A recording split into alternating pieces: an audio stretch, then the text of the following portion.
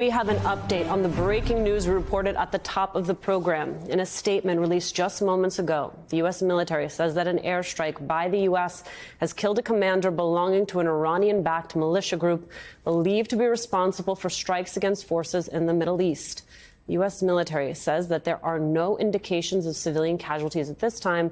They add, quote, "We will not hesitate to hold responsible all those who threaten our forces' safety." Joining us now, NBC News chief international correspondent Keir Simmons in Erbil, Iraq, and national security and global affairs reporter Dan DeLuce for us at the Pentagon. Dan, what more do we know? Well, this is what they're calling a unilateral strike. The U.S. Central Command says that they have taken out the commander of Kataib Hezbollah, this Iranian-backed militia that has been blamed for many attacks, dozens of attacks on U.S. forces in Iraq and Syria. And as you said, they believe at this point there were no civilian casualties or collateral damage. And they, of course, say that they will continue to take these strikes as necessary to, as they say, protect our people, American service members. Important to point out here that this campaign started on Friday after 3 U.S. service members and were killed and dozens of others were wounded in an attack at a U.S. outpost in Jordan. And those retaliatory airstrikes targeted militias backed by Iran in Iraq and Syria. And then today they're saying they targeted and killed this commander of this Iranian-backed militia. Dan, help me understand, though, is this part of the tiered attack? Is this part of that ongoing campaign? I think very much so, very much so. This is about holding accountable those who the U.S. believes have been conducting rocket and drone attacks on American forces in Iraq and Syria. And then, of course, there was that lethal attack that killed 3 American troops in Jordan. So this is part of this reprisal campaign, which is continuing. And of course, they're trying to calibrate it so that they do not trigger some wider conflict. So the strikes so far have not been conducted or targeted anything inside Iran. They're going after these proxy networks that the U.S. says are armed and trained and financed by Iran. Keir, what more can you tell us from Iraq, from Syria?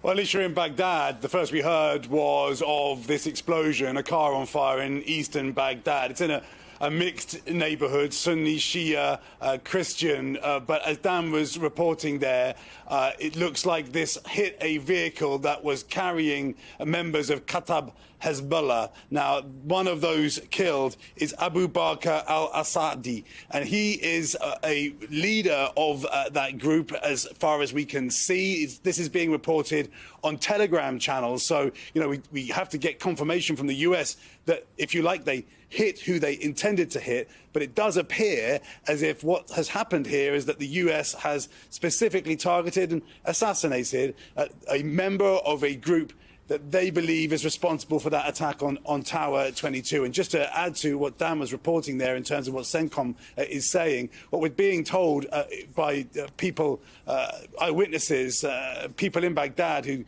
are talking to eyewitnesses, is that it does look as if it hit specifically this car, and even a car right next door didn't sustain damage. Now, that's not to say, even if there weren't any civilian casualties, that there isn't a huge amount of anger, crowds around shouting no to America, no to Israel, as ambulances took these bodies away. Some reports that 3 people were killed in this vehicle. I don't have confirmation of that, but that's what's being reported. Obviously, in this opening hour after something like this has happened, a lot is being reported and that we can't necessarily confirm. But it does look as if this has been a specific target on a specific member of this group that the US accuses of carrying out this attack on Tower 22, where those 3 service men and women were killed.